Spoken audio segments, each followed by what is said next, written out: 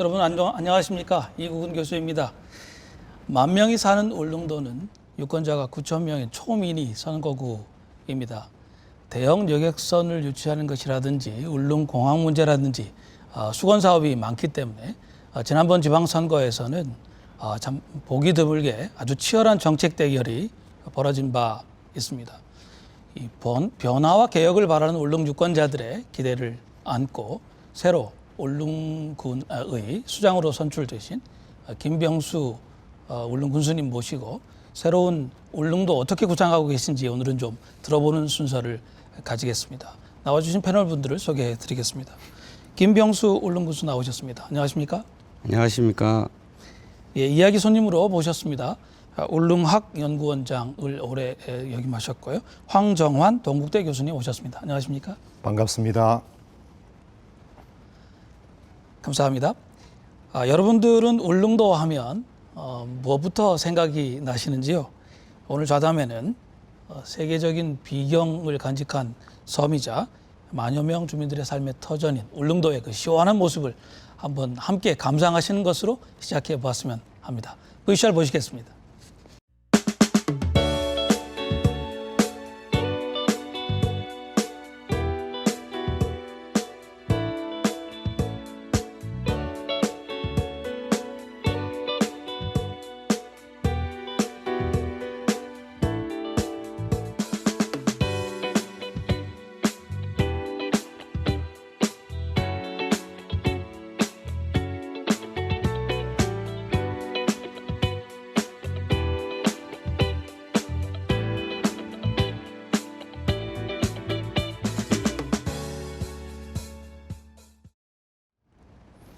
네, 어떻게 보셨습니까? 울릉도 다녀오신 분들은 아마 추억이 새록새록 나셨을 것 같고요. 아직 못 가보신 분들은 빨리 가야 되겠다 이제 그런 생각을 하시지 않았나 싶습니다. 이 아름다운 울릉도 어떻게 하면 더 좋아질 수 있을지 오늘 그 얘기를 좀 나눠보려고 하는데요. 민선 7기 출범한 지 벌써 한 달이 되었습니다. 울릉군이 변화와 발전의 속도를 내고 있는 것으로 듣고 있습니다만 신임 군수께서는 다 함께 행복한 희망찬 울릉이라는 슬로건을 내거셨고 꿈이 있는 친환경섬이라는 군정 목표를 내거신 것으로 알고 있습니다. 우리 군수님께 그냥 단도직입적으로 여쭙겠습니다. 울릉도 어떤 그 섬으로 만들고 싶으십니까? 잘 아시다시피 울릉도는 천혜의 자연 환경을 간직한 동해의 유일한 섬입니다. 이렇게 아름다운 자연 환경을 가진 울릉도는 현재 미래라는 큰 그림을 그리는 시점에 서 있습니다. 자연 환경과 인문 환경이 잘 조화된 아름다운 섬 울릉, 살기 좋은 울릉을 만드는데 중점을 두고자 합니다. 우선 공정한 법 집행과 합리적인 행정을 수행하는 청렴한 공직 분위기 조성을 위하여 주민의 욕구와 사회에 대한 깊은 통찰력을 가지고 직무에 임하도록 할 것입니다. 이를 위해서는 공무원뿐만 아니라 국민 여러분의 도움도 필요합니다. 개인의 이익보다는 이 사회를 먼저 생각하며 법과 원칙을 준수하고 희생과 봉사정신으로 울릉이 더욱 성숙한 선진 사회로 거듭날 수 있도록 함께 참여하여 주시기를 바랍니다. 이 모든 것이 조화롭게 이루어질 때 꿈이 있는 그 꿈이 현실로 이루어지는 풍요로운 자연과 공존하는 친환경 섬으로 거듭나리라 생각합니다. 네, 군수님께서 취임사를 하시듯이 좀 말씀을 주셨는데요. 조금 편하게 말씀하셔도 될 것 같고요. 황 교수님은 울릉도가 고향이시고요. 네. 또 뭐 그 조경학자로서 울릉도 둘레길이나 도동 항구를 설계하신 데 참여하시기도 하셨고요. 그만큼 이제 애정과 관심이 크실 것 같은데 네. 우리 김 교수님께서 지금 말씀하신 새로운 울릉도에 대한 꿈, 울릉도 분으로서 어떻게 생각하시는지 좀 여쭙습니다. 네, 제가 오늘 자료를 이래 살펴보면서 군수님께서 원래 또 새로운 군정 목표를 꿈이 있는 친환경 섬으로서 건설한다는 것을 하나의 그 군정 목표를 잡으셨는데 이 목표를 참 잘 잡았다고 생각합니다. 이 목표의 주요 키워드가 사실 두 가지가 있는데 하나는 바로 꿈이고 꿈을 실현하는 섬이고 또 하나는 친환경을 개발을 위한 친환경적인 접근을 하겠다는 그 두 가지 키워드로 이제 나누어질 수가 있는데 사실은 저도 고향이 울릉도인 만큼 어릴 때 청운의 뜻을 품고 객지에 나와서 공부를 했습니다마는 이 군수님께서 조금 전에 말씀하신 군정의 여러 가지 공정한 그런 청렴한 그런 공적 분위기와 또 울릉도가 가지고 있는 천혜의 그러한 아름다운 자연의 비경을 어떻게 조화롭게 행정으로 펼쳐나갈 것인가 하는 그 말씀을 해주셨는데 사실은 그런 꿈을 실현하기 위해서 친환경적인 또는 녹색섬 또는 예를 들어서 생태섬, 신비의 섬 또는 상징적 섬으로 독도를 또 울릉도 독도를 만들어 가는데 아마 그 좋은 그러한 군정 목표를 설정하지 않았나 이런 생각을 해봤습니다. 네. 꿈이 있는 친환경섬 울릉도 여러 가지로 이렇게 운도 맞고요. 또 의미적으로도 잘 통하지 않나 이제 그런 생각입니다. 오늘 이제 사실은 이제 이런 꿈을 나누는 것도 중요하지만 그 울릉도가 갖고 있는 주요한 현안에 대해서 좀 이야기를 나누는 게 프로그램의 중심이 되겠습니다만은 먼저 좀 한 가지 그 이야기를 함께 생각해 보았으면 합니다. 울릉도 하면 이제 가기 힘든 섬, 신비의 섬 이렇게 이제 생각이 들고 그만큼 접근성이 떨어지는 것도 부인할 수 없는 사실인데요. 지금 아마 최우선 그 과제이자 현안이 되어 있는 것이 대형 여객선을 유치하는 문제가 아닌가 생각합니다. 현재 포항하고 울릉을 오가고 있는 그 선플라워호는 2020년이면은 설령이 이제 끝나기 때문에 대체 선박을 어떻게 유치할 것이냐 이것이 이제 울릉군의 아주 뜨거운 감자가 되어 있는 것으로 그렇게 알고 있습니다. 이 부분에 관해서 우리 포항 MBC의 보도가 이미 있었습니다. 그 구체적인 뉴스를 함께 보고 이야기로 들어가도록 하겠습니다. 포항 울릉 항로를 운항 중인 2,394톤짜리 대형 여객선 선플라워호는 호주 인케초선소에서 건조돼 지난 1995년 취항했습니다. 최고 속도 40노트의 쾌속선으로 포항 울릉 간 217km를 3시간에 주파할 수 있고 풍랑주의보가 내려진 상황에서도 운항이 가능한 것이 장점입니다. 현재 육지와 울릉도를 연결하는 여객선은 모두 8척이 있는데 선플라워호를 제외한 다른 배는 500톤 안팎의 중형 여객선이어서 풍랑주의보가 내리면 운항이 불가능합니다. 문제는 이런 상황에서 선플라워호의 남은 운항 기간이 2년밖에 안 된다는 겁니다. 정부가 세월호 침몰 사고 후속 조치로 2014년 7월 해운법을 개정해 여객선 운항 선령 기준을 기존 30년에서 25년으로 강화했기 때문인데 당연히 울릉 주민들은 선플라워호보다 더 크고 성능이 좋은 여객선이 들어오기를 기대하고 있습니다. 하지만 해운업계에선 선플라워호보다 더 좋은 배를 사오려면 대략 500에서 600억 원이 필요한데 운행 가능 기간이 25년으로 짧아진 상황에서 수익성 확보가 어렵다는 판단입니다. 대형 여객선 건조에 걸리는 시간은 최소한 1년 6개월. 다급해진 울릉군은 선플라워호를 대체할 대형 여객선을 국비가 지원되는 사업을 통해 유치하기 위해 해양수산부, 선사 등과 협의를 진행하고 있습니다.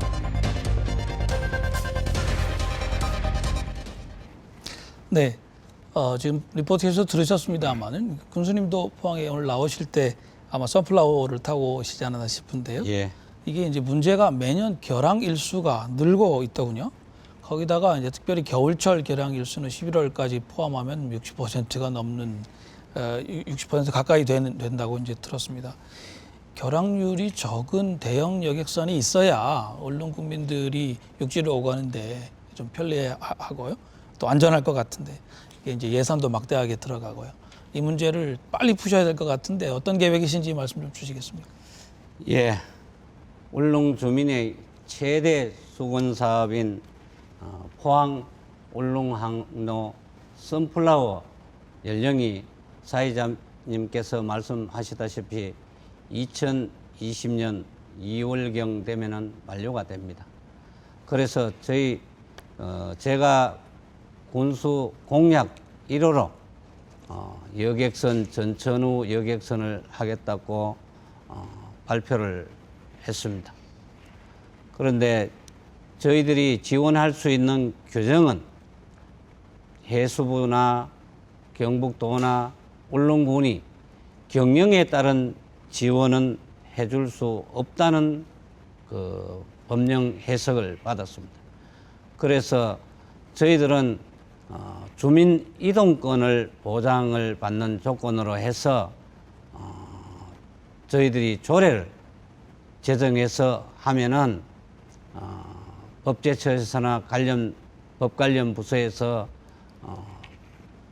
해줄 수 있다는 그런 그 법 해석을 받았습니다.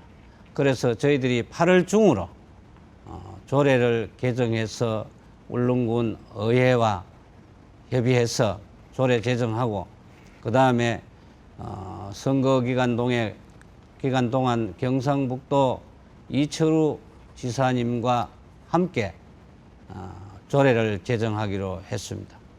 그래서 지금 사회자님께서도 말씀하셨다시피 한 500억 정도 들면은 3,000톤급 그 여객선을 건조할 수 있다고 생각합니다.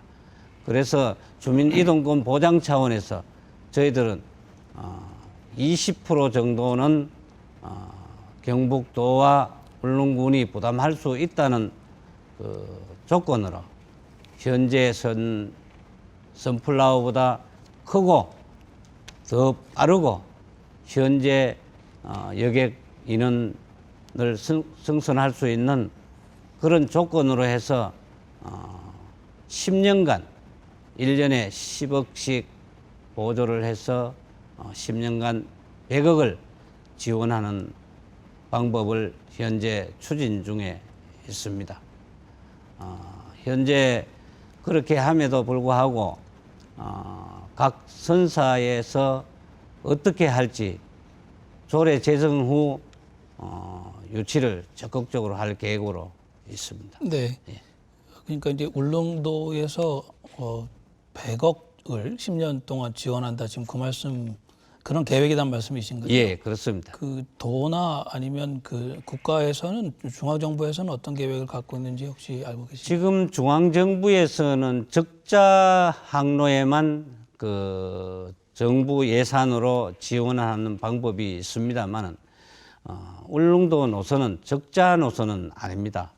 그렇지만은 이 과다한 비용이 선박 건조로 인해 과다한 비용이 들기 때문에 선박 회사의 재정 여건이 되지 않기 때문에 경상북도와 울릉군이 조례를 제정해서 한 20% 정도는 선박 건조비 쪽으로 보조를 해주면서 조건이 있습니다. 울릉 주민이 365일 이동권 보장을 받고 또한 현재 100일에서 120일 정도 결항이 있습니다. 그래서 그 결항을 줄이기 위해서는 현재 3.4m에서 운항하는 그 배가 있습니다만은 앞으로 신조선이 들어오면은 4m, 즉 3m 90까지는 다닐 수 있는 배를 건조해가 와야만 저희들이 1년에 10억씩 10년간 100억을 지원해 준다는 조건이 달려 있습니다. 네네. 그러니까 이제 그 도나 군에서 일부를 지원하고 거기에 대한 조건으로 더 크고 안전한 배를 이제 만들겠다 그 말씀이신데. 예. 우리 황 교수님 울릉이 고향이신데 얼마나 자주 가시는지 알겠습니다. 지금 그 군수님 말씀하신 이런 계획이 뭐 어느 정도 타당한지 또 그 외에 다른 방법은 없겠는지 생각하신 게 있으면 좀 말씀 주시겠습니까? 다음에 그 섬이라는 이미지는 바다를 건너야 되는 그러한 어려움이 있고 또 그것은 바로 또 해양과의 도전입니다.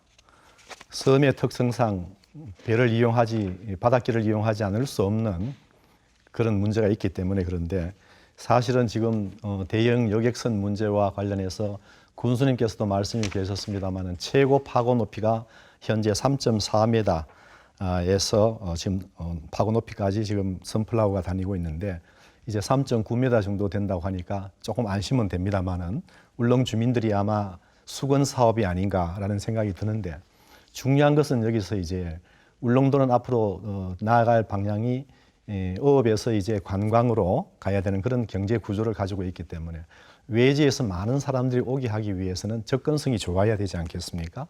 그래서 하늘길이라든가 바닷길이라든가 이것이 열려야 되는데 중요한 것은 그것이 어떻게 쾌적하게 열리느냐가 또 중요하다. 독도를 간다, 울릉도를 오는데 도착해서만이 울릉도 관광이 아니라 포항에서 또는 강릉에서 묵호에서 출발하면서부터 울릉도 관광은 저는 시작된다고 생각합니다. 그렇기 때문에 배의 어떤 쾌적성이라든가 지금 선플라워 같은 경우에 예를 들어서 시속 한 70km 정도 육지로 본다면 그 정도 노트 속력이 되는데 예를 들어서 지금 울릉군에서 40노트에 예를 들어서 3,000톤급 정도 이상을 구성하고 있는 것으로 군수님께서 제가 자료를 보니까 그러는데 항해 속도가 40노트 같으면 대략 한 시속 한 74km 정도 되는데 현재 선플라워보다는 속도가 좀 빠르지 않느냐라는 생각이 들고 최고 파고 높이가 3.4m에서 3.9m로 또 높아지기 때문에 접근성은 훨씬 더 좋아진다. 그런데 여기서 이제 한 가지 문제점이 경제성 문제에서 무조건 대형만이 모든 문제가 해결될 수 있는 것이 아니라 적정 톤수를 경제성을 분석을 해서 규모를 산정할 필요가 있지 않을까 이런 생각을 해봅니다. 네, 그 조금 더 구체적인 질문을 드리면은 이제 아주 이제 좀 타산을 따져봤을 때요, 그 선사에서 기업 그 이윤이 어느 정도 보장이 되어야 여기 지금 그 아까 말씀하신 보조를 받고도 뛰어들려고 하지 않겠습니까? 적정 그 여객선의 그 적정 톤수 말씀하신 대로 어느 정도로 생각하고 계시고요. 그 어느 정도면은 이제 그 선사들이 좀 뛰어들겠다 생각하고 계시는지. 지금 현재 그 울릉도에 다니는 선사가 4개 그 회사가 있습니다. 있는데 대형 여객선을 했을 때 기업의 수지 타산 때문에 즉 비용이 많이 들기 때문에 큰 배를 기피하는 현상은 지금 현실입니다. 그렇기 때문에 그 비용이 많이 드는 부분을 저희 군에서 조례로 또 도에서 지원을 해서라도 울릉군의 주민 이동권 보장 차원에서 저희들이 보존해 주는 것이지 기업의 이득을 보라고 저희들이 지원해 주는 것은 아닙니다. 아, 네.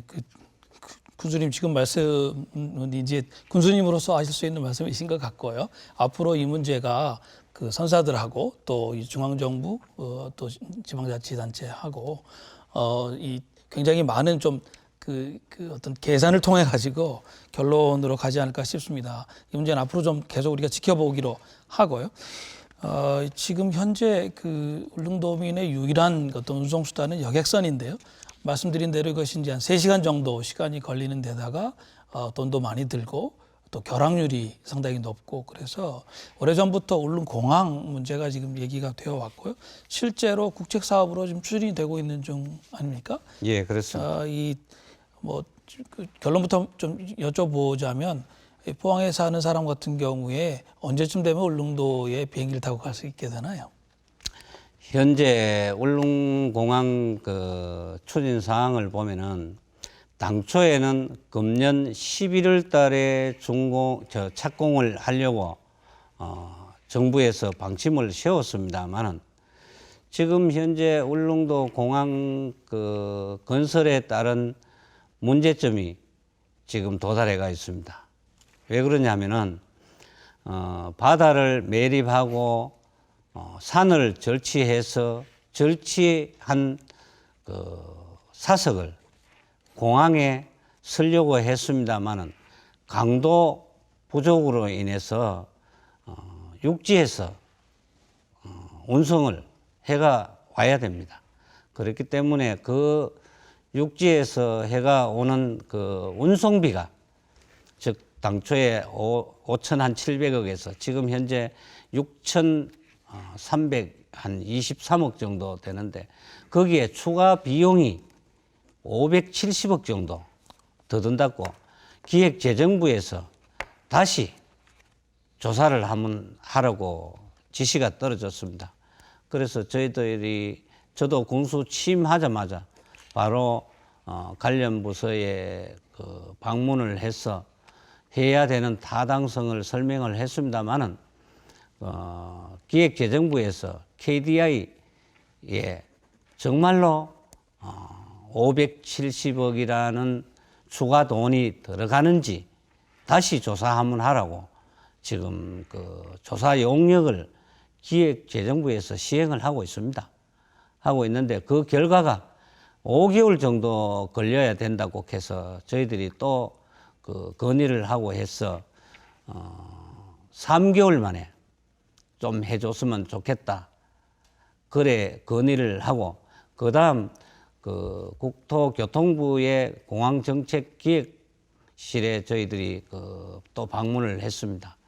해서 빠른 시일 내에 할 수 있는 방안을 연구를 좀 해줬으면 좋겠다고 했는데, 그 국토해양부에서도 저희 군과 같이 적극 노력해서 울릉공항이 2019년 한 7월에서 8월 정도 되면은 아마 착공을 하지 않겠나 하는 그런 답을 저희들이 받고 현재까지 추진하고 있습니다.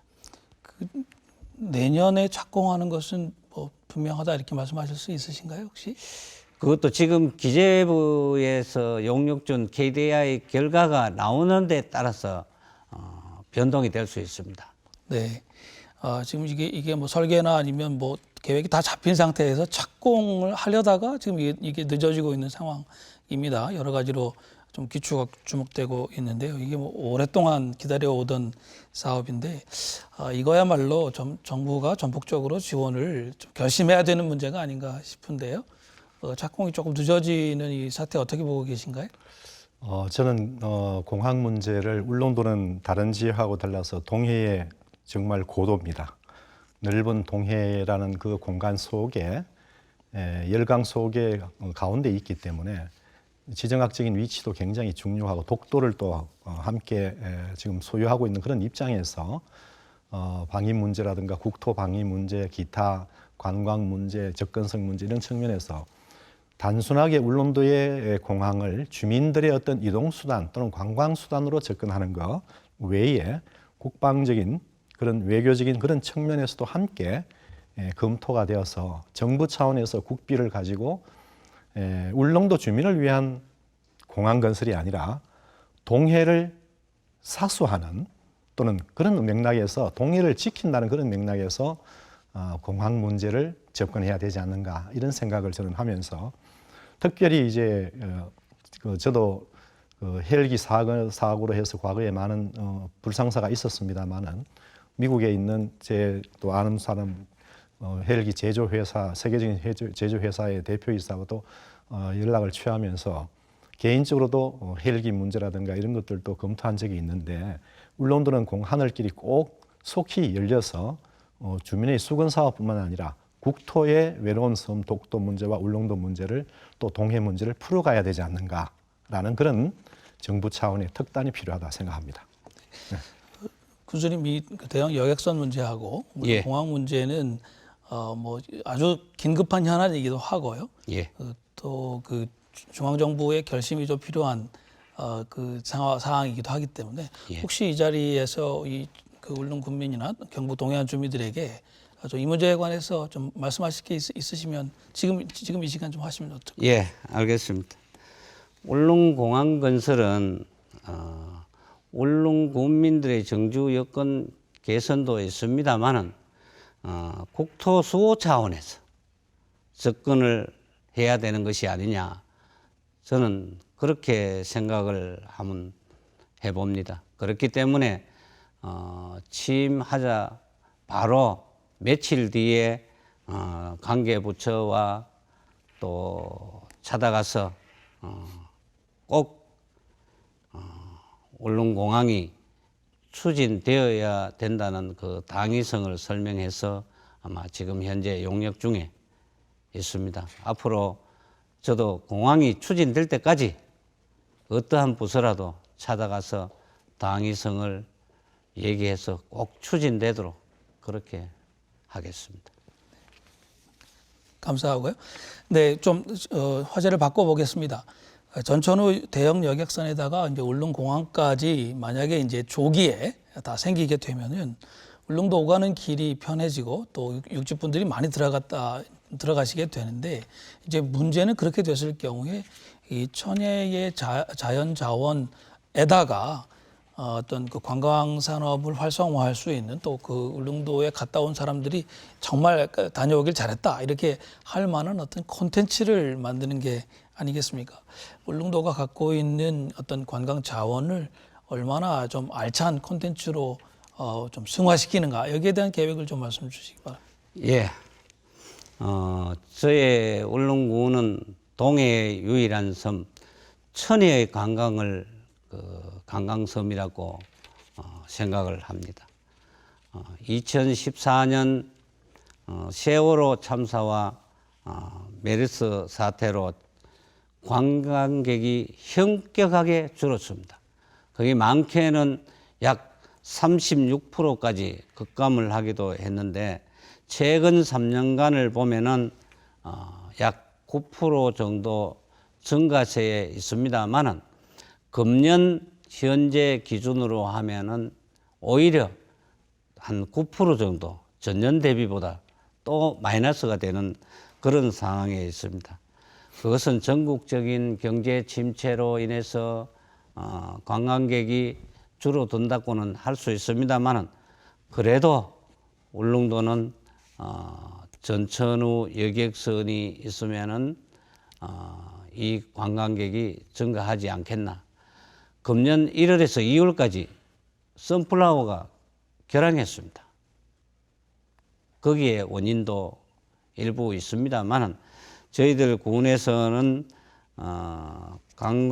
문화관광연구원 같은데 또 연구 보고서를 보면은 국내 관광이 외국의 관광보다 조금 찾는 관광객이 적은 걸로 알고 있습니다만은 그래도 저희들은 자연 환경과 숙박시설 또 관광 종사자들의 친절성에도 관광객 유치에 문제가 있다고 봅니다. 그렇기 때문에 저희들은 어떻게 하면은 울릉도 전 국민이 친절한 교육을 시키는데 또 역점을 두고 있습니다. 지금 현재 제가 공약으로 내세운 이 관광객 정대 방안에 보면은 지금 현재는 관광객이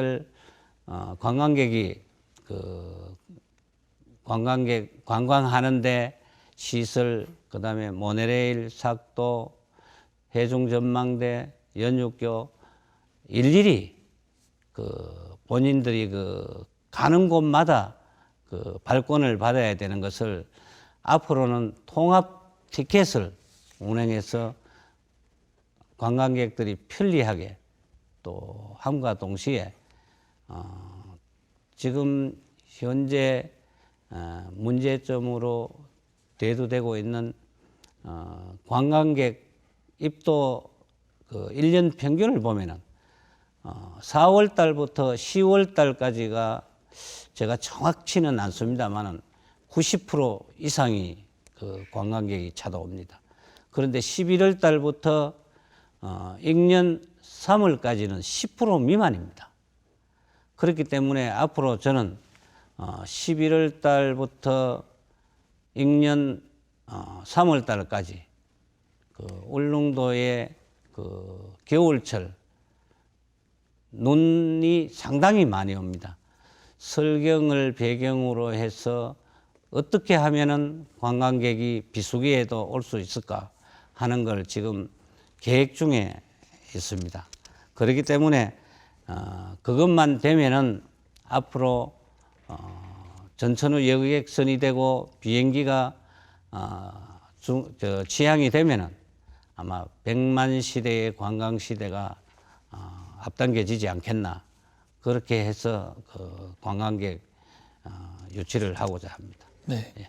그 한마디로 울릉도에 눈썰매 타러 가자 이제 이렇게 예, 그렇죠. 하시겠다는 말씀인데요. 기대가 됩니다. 황 교수님은 그동안에 울릉학연구소를 이끌어 오시면서 울릉도 개발이 지금까지 아주 뭐 일관성 없는 난개발이다, 뭐 이런 좀 매서운 비판을 해오신 걸로 듣고 있는데요. 어떤 부분에서 그렇게 생각하시는지요? 지금 뭐 군수님 계획에 대한 얘기는 좀 이따가 하기로 하고요. 저는 울릉도의 관광 개발이라든가 이런 부분에 대해서 울릉도의 본연의 가치를 좀 더 한번 재발견할 필요가 있지 않는가라는 생각을 합니다. 울릉도에 관광을 오는 탐방객들이 왜 울릉도를 찾아올까요? 독도라는 그러한 상징성, 독자성도 있습니다만은 신비성, 생태성, 친환경성, 원시림 이런 아마 주요 키워드를 가지고 울릉도를 탐방하러 올 거라고 생각이 듭니다. 그러면 울릉도 왔을 때 울릉도 다 와야 된다는 것이죠.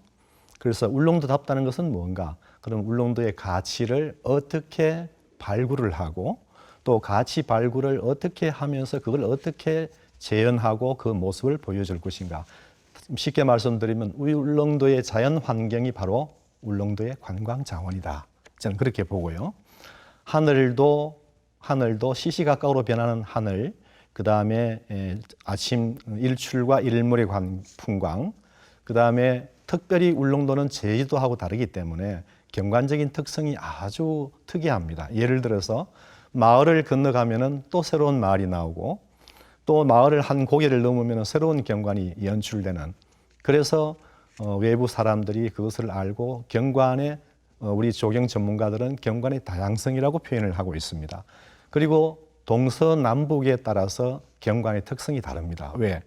태양의 고도라든가 각도에 따라서 보여지는 바다의 풍광과 바다의 수면의 모습이 컬러가 다르기 때문입니다.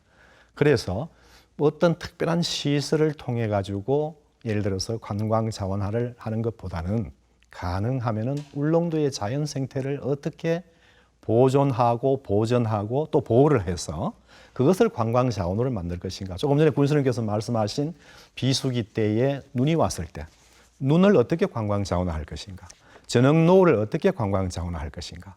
원시림을 어떻게 관광 자원화할 것인가 하는 그런 접근의 방법에서 모든 경관적인 문제, 경관 미적인 문제, 재료의 선적부터 시작해서 컬러와 형태와 경관 미적인 것을 총체적으로 디자인을 해야 되지 않는가. 그래서 정말 외국과 같이 서구와 마찬가지로 정말 아름답고 어메니티, 쾌적성이 높은 그런 울릉도의 독자적인 그런 경관을 구축해가면 오지 말라 해도 사람들이 모여들지 않겠는가, 이런 생각을 한번 해봅니다.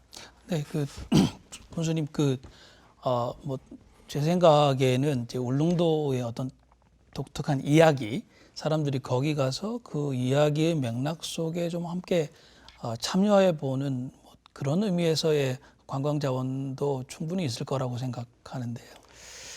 저도 그렇습니다. 우리 황정한 교수님께서 조경이나 그쪽에 그 전공 교수님이신데, 제가 여기에 지금 나오기 전에 제주도 가면은 둘레길의 그 스토리텔링을 어떻게 하면은 관리하는가, 어떻게 관리하는가를 벤치마킹 한번 하라고 그 관련 부서의 직원이 다 지금 현재 제주도 가 있습니다. 울릉도도 언젠가는 많은 볼거리를 제공해 주려면은 스토리텔링이 있는 그 지역을 별도로 만들어야 되지 않겠나 하는 그런 구상을 하고 있습니다. 그 예산이 저희들 공원 같은 경우는 부족하기 사실 그 90%가 중앙 정부에 의존하고 있습니다. 저희들이 그 의존도는 약 10%뿐이 안 됩니다. 그렇기 때문에 중앙 부처의 그 관광에 따른 공모 그 사업하는 것이 참 많이 있더라고요. 그래서 저희들 직원들이 현지에 보내서 어떻게 하면은 개발하고 어떻게 하면은 스토리텔링이 있는 그 거리를 만들겠느냐 하는 것을 그 갔다 오면은 저도 또 새로운 구상을 한번 해서 볼거리 제공하는데 또 노력을 많이 하겠습니다. 처음 말씀드리면은 참 중요한 얘기인 것 같고요. 스토리텔링을 제가 연구한 게도 우산국을 소재로 해서 예, 울릉도를 스토리텔링하는 거를 보고서를 만든 게 있습니다. 예, 정부에 보고한 것도 있고 예, 나중에 그런데 이야기 역사와 문화와 환경이 같이 믹싱이 돼가지고 어우러졌을 때는 그게 아주 시너지 효과가 굉장히 크고 좋은 발상이라고 생각이 듭니다. 네, 그 외국에 있는 도시들은 뭐 조그마한 그 동상 하나 가지고도 이야기를 의미를 만들어서 또. 그 한국에서까지 젊은이들이 찾아가지고 그 앞에 사진 찍고 오고 뭐 이렇게 하지 않습니까? 예, 그렇습니다. 울릉도가 갖고 있는 천혜 자연 환경이나 이런 걸 감안해 보면 스토리텔링만 조금 좀 이렇게 모든 사람에게 가까이 갈 수 있도록만 만들면 충분히 좀 가능하지 않나 생각합니다. 독도 이야기로 좀 넘어가 보겠습니다. 아시는 것처럼 울릉도는 독도를 지키는 수문장 섬이기도 하고요. 또 오늘 나와주신 황정환 교수님 그 선친께서는 1950년대에 독도 경비대로 활동하셨다고 말씀도 들었습니다. 독도지기 울릉도의 역할 그리고 독도를 활용한 관광 활성화 방안 이건 어떻게 생각하시는지 교수님께 좀 말씀. 알겠습니다. 사실은 그 울릉군이 모섬입니다만은 항상 독도가 앞에 들어갑니다. 그렇기 때문에 아마 독도로 인해서 울릉도가 더 유명해지는 것 같은데 앞으로는 울릉도가 유명해지고 독도가 유명해져야 되는 거 아니냐 그런 생각을 저도 한번 해봅니다만은 저희들이 그 전국민 독도 밝기 운동을 현재 그 박명재 우리 지역 국회의원님께서 제안을 해서 관광객이 많이 오고 있습니다. 즉 울릉도에 오면은 독도에 가는 분이 한 8, 90%는 뭐 아마 가신다고 보면 되기 때문에 독도에도 비용 부담이 상당히 많습니다. 많은데 저희들이 추진하는 것은 경상북도에 지금 요청을 하려고 준비를 하고 있습니다만은 독도에 방문하는 사람에 한해서는 우리 도비를 일부 지원해주는 방안을 경북도 의회와 경북도와 울릉군과 울릉군 의회가 지금 준비하고 있습니다. 그 다음에 지금 현재 독도에 접안할 수 있는 그 비율이 약 한 60% 정도 되는 걸로 알고 있습니다만 그것마저도 겨울에는 전혀 불가능합니다. 불가능하고 그 시설을 중앙정부에 예산 편성까지 했음에도 불구하고 문화재 보호구역이라는 인해서 아마 실행이 되지 않아서 지금 현재 예산 자체도 없습니다만 앞으로 울릉도 독도가 더욱더 관광이 활성화되려고 하면은 독도에 접안할 수 있는 시설부터 먼저 해야 아마 더 발전이 되지 않을까 그렇게 생각을 하고 계획을 하고 추진하도록 그렇게 하겠습니다. 예. 교수님 뭐 예. 독도에 관해서는 하실 말씀 많으실 것 같아요. 예, 요약을 말씀드리면은 독도의 가치는 바로 곧 울릉도의 가치와 직결됩니다.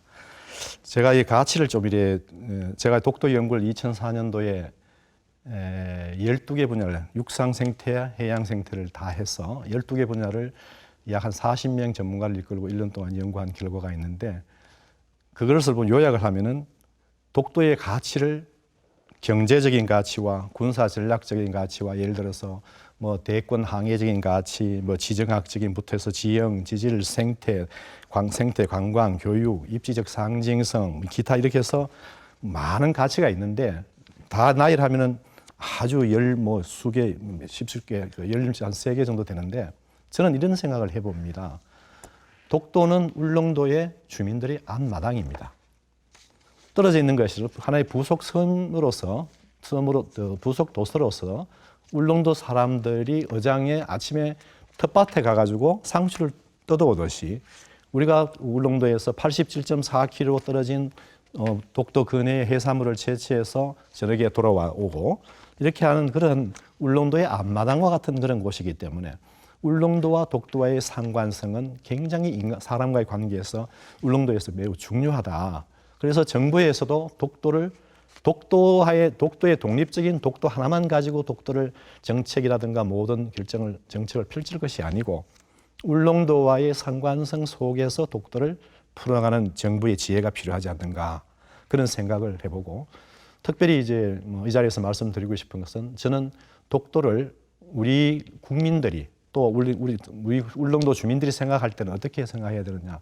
당연히 대한민국 땅이고 울릉도 소속된 부속 도서이기 때문에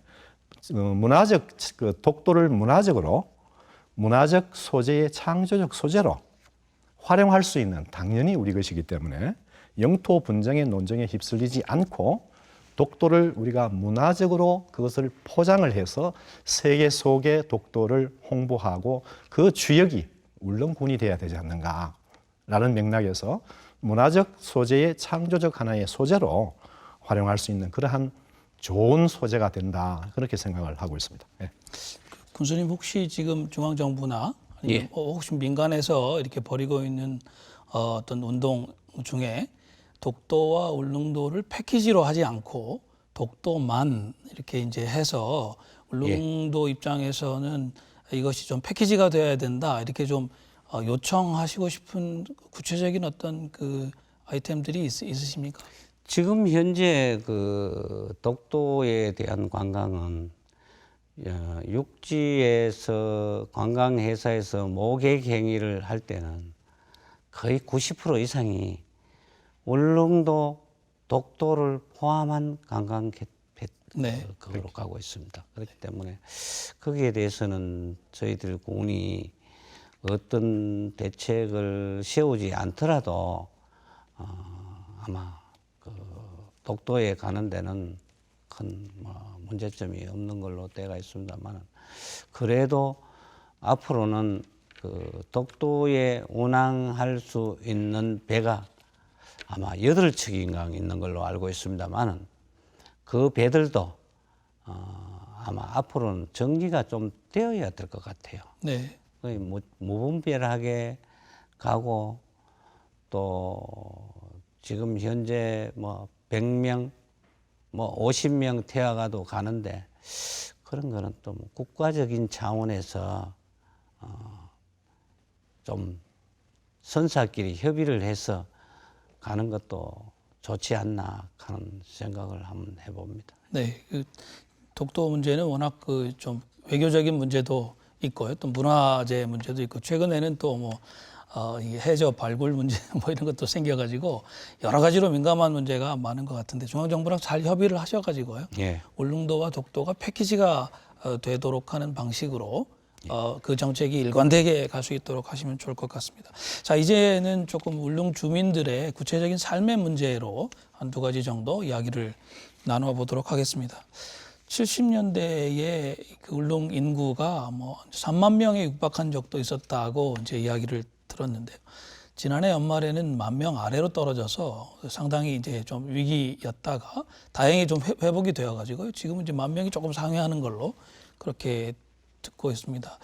그렇지만 한 가지 좀 주의해 볼 점은 그 고령 인구가 22%, 65세 이상이 22% 이상인 이른바 초고령 사회가 이미 울릉도는 이제 되어버려 가지고요. 앞으로 울릉도가 제대로 이제 좀 기능하기 위해서는 한마디로 좀 섬이 젊어져야 되지 않는가 이런 생각이 있습니다. 젊은 사람들이 좀 북적북적 되는 그런 그 섬으로 만들기 위한 특단의 대책이 필요할 것 같은데요.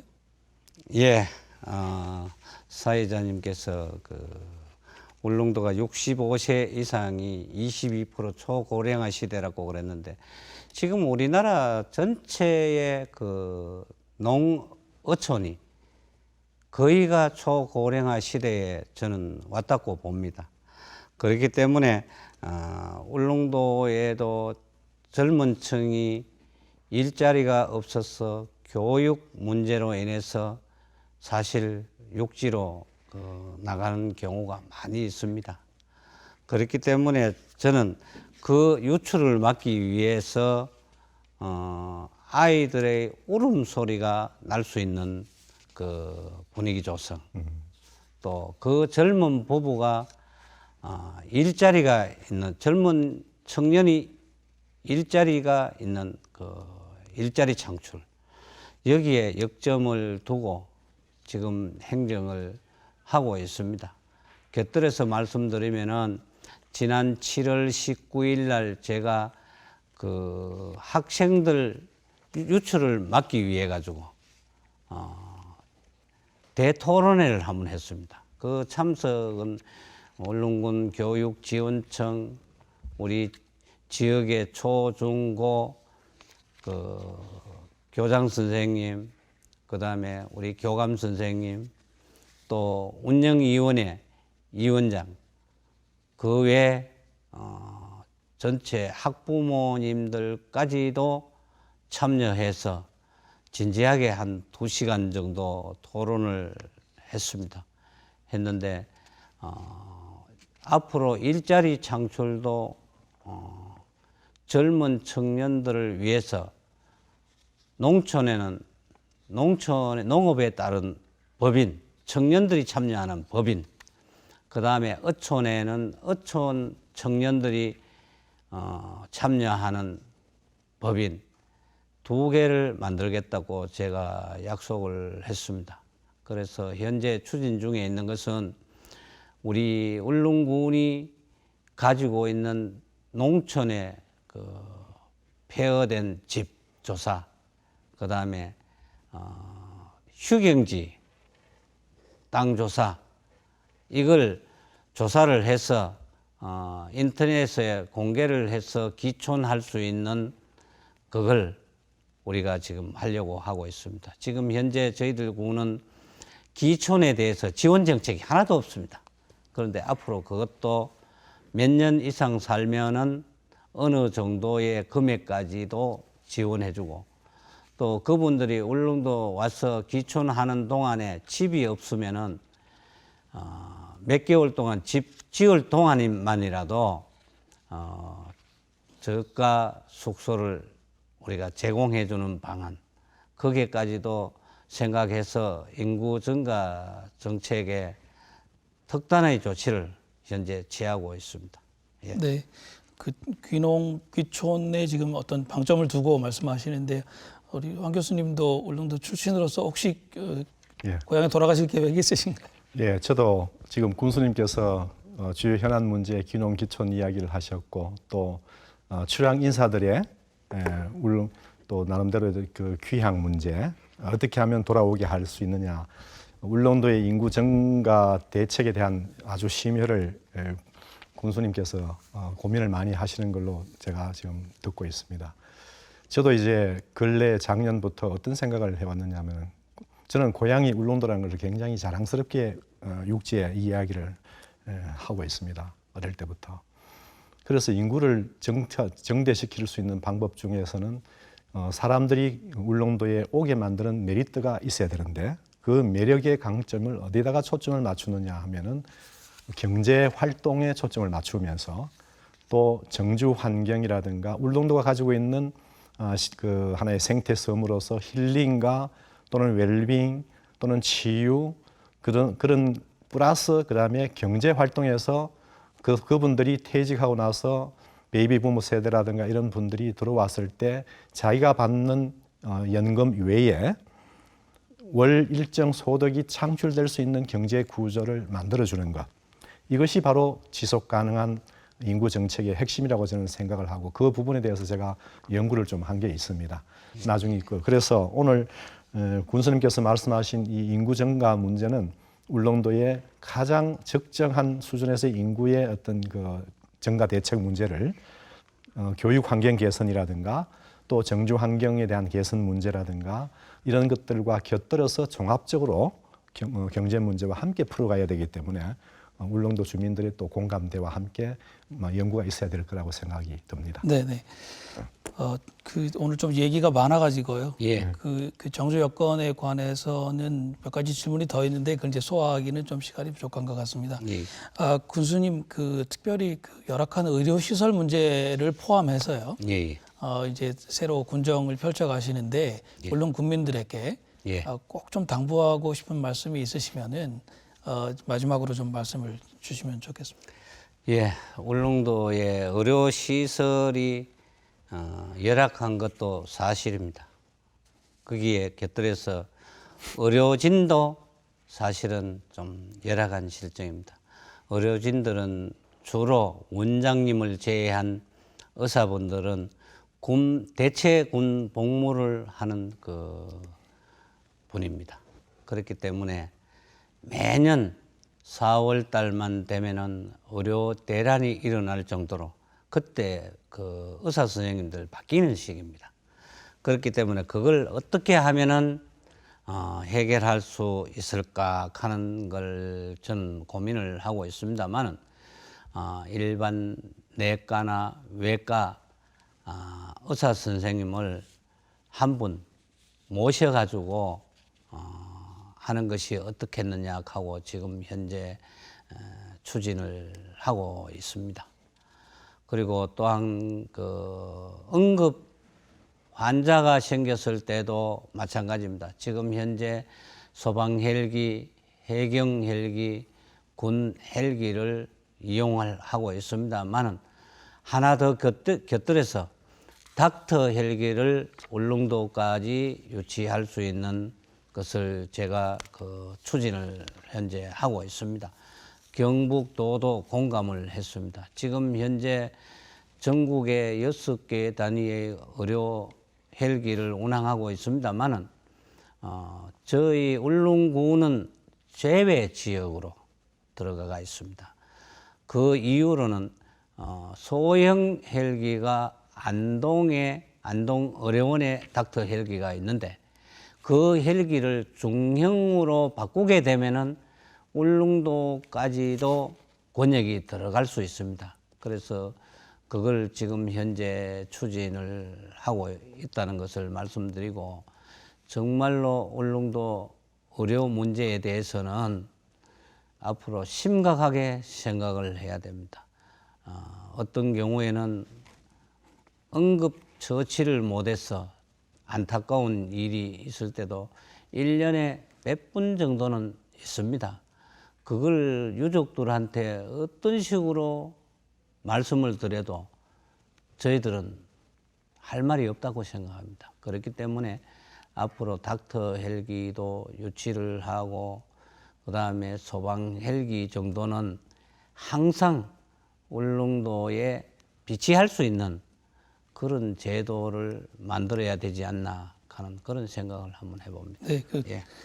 그 문제에서 네, 예. 특별히 간단히만 좀 조금 중요한 것이 이제 닥터 헬기 같은 경우는 일반 헬기하고 달라서 법적인 문제에서 이제 모든 충족될 수 있도록 검토가 좀 돼야 될 것 같고 거리상으로 이제 만약에 이제 크면은 중간 급유 시설이 필요 없이 바로 안동에서 울릉도까지 갈 수 있는데 소형은 중간에 또 예를 들어서 중간 급유 시설이 필요하지 않나 이런 생각을 한번 해봤고 그 다음에 이제 문제는 닥터 헬기가 지나가면서 항로를 이래 지나가 바다를 건너가야 되기 때문에 비상시에 바다에 착륙을 했을 때 플로팅 시설이 이제 구비가 돼야 되고 그 외에 이제 닥터 헬기의 본연의 기능을 위해서 응급 구조 세트가 장착돼야 되는 문제가 있고 이런 것들이 한제 어우러져서 그것이 이제 현행 법과 어떻게 조화를 맞출 수 있는가 하는 그런 문제는 이제 검토가 필요하다고 생각합니다. 예. 네, 닥터 헬기는 아주 필요하다고 생각합니다.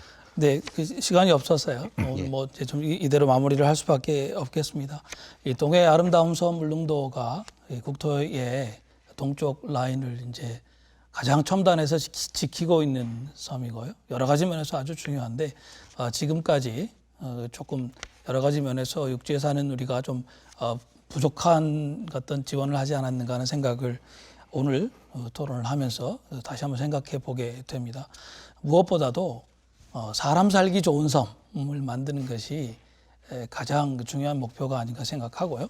오늘 이야기 나눈 것 중에 대형 여객선 문제라든지 또 물론 공항 문제라든지 주민 이동권 차원에서 좀 빨리 가장 합리적인 해결책을 내는데 지방자치단체에게만 맡겨두지 말고 중앙정부가 기왕에 준비를 한 것이니까 좀 확실히 결단할 수 있었으면 좋겠다는 생각을 해봅니다.